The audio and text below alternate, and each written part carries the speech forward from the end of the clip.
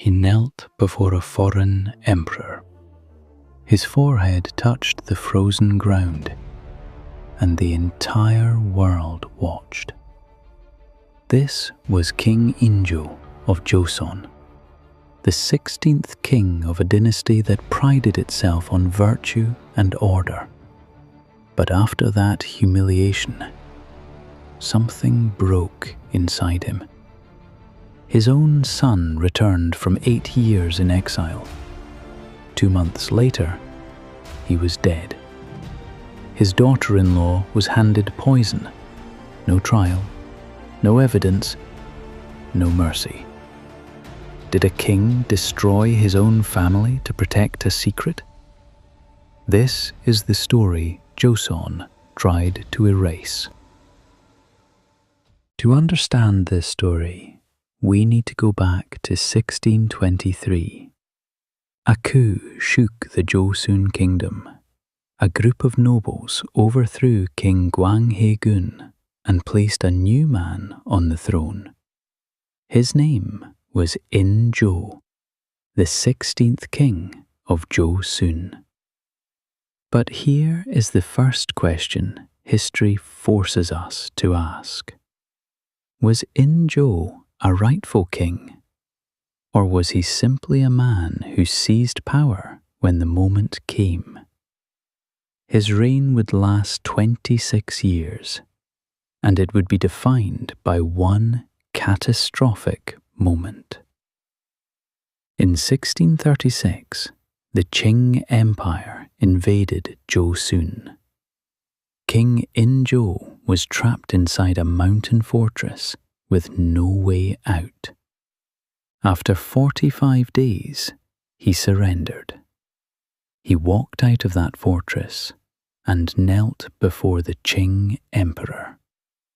3 bows, 9 full prostrations, his forehead touching the frozen ground. History remembers this as the Samjeondo Humiliation. It broke something inside him. From that moment on, Injo was consumed by fear. Fear of losing power, fear of being replaced. And that fear would soon turn against his own family.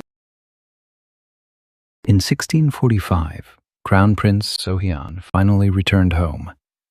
He'd been held hostage in the Qing capital for 8 long years. But the man who came back was not the obedient son Injo expected. Crown Prince Sohyeon had changed. He spoke the Qing language fluently. He had befriended a Jesuit priest named Johann Adam Scholl von Bell, one of the most influential Western scientists in Asia at the time. He brought back astronomical maps, a globe, Western books. He had seen a world that Joseon had refused to acknowledge, and he wanted to bring that world home. To Injo, this was not progress, it was a threat. 2 months after returning home, Crown Prince Sohyeon was dead. The official cause? Malaria. But the royal records tell a very different story. His body was entirely black. Blood poured from every opening, his eyes, his nose, his ears, his mouth. Does that sound like malaria to you? Fact or conspiracy? The moment his son died, Injo moved fast, suspiciously fast. He immediately removed his own grandchildren, Sohyeon's 3 sons, from the line of succession. Then he accused his daughter-in-law, Crown Princess Lady Kang, of treason. Was any evidence presented? No.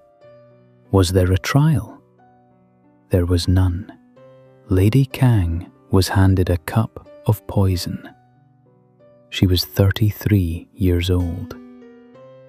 Her 3 sons were exiled to the island of Jeju, and then, one by one, all 3 died there. The records say illness. 3 children, the same island. one after another.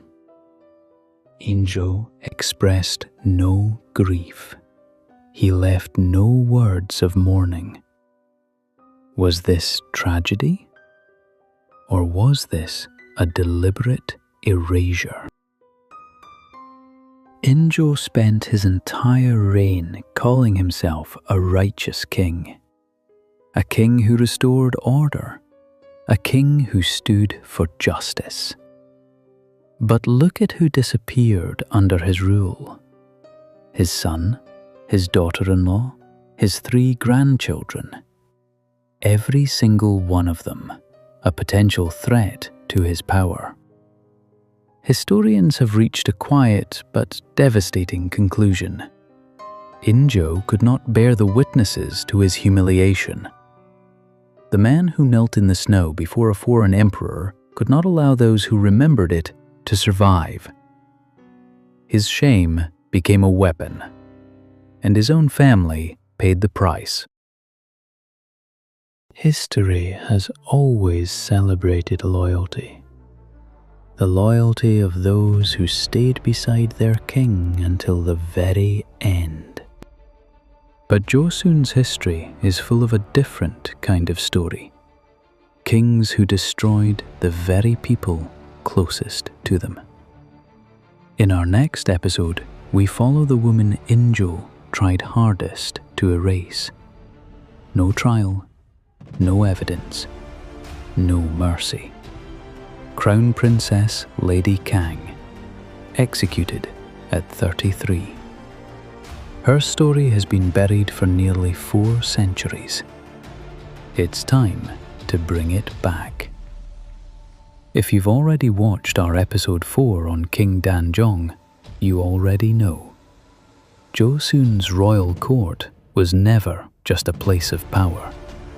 It was a place of secrets. See you in the next one.